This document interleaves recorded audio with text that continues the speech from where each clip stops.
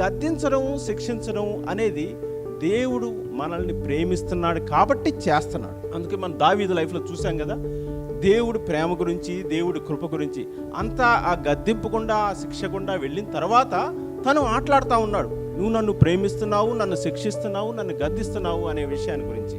నేను అధిక పాపం చేసి ఈ శిక్షను తెచ్చుకున్నాను అన్నాడు. తను చేసిన పాపాన్ని తను గుర్తించాడు. This is something that we have to understand. దేవుడు కరుణామయుడు అని చెప్పేసి వెళ్ళిపోతూ ఉంటే కాదు. చూసుకుని దేవుడు కరుణామయుడు అంటే ఏంటి, అర్థం ఏంటి? నేనేం తప్పు చేసినా చూస్తా ఊరుకుంటాడు, ఏం చేయడానికి కాదు కదా. దేవుడు కరుణ, దేవుడు కృప అంటే ఏంటి అంటే మనల్ని సరిచేయాల్సినంత సరిచేస్తాడు.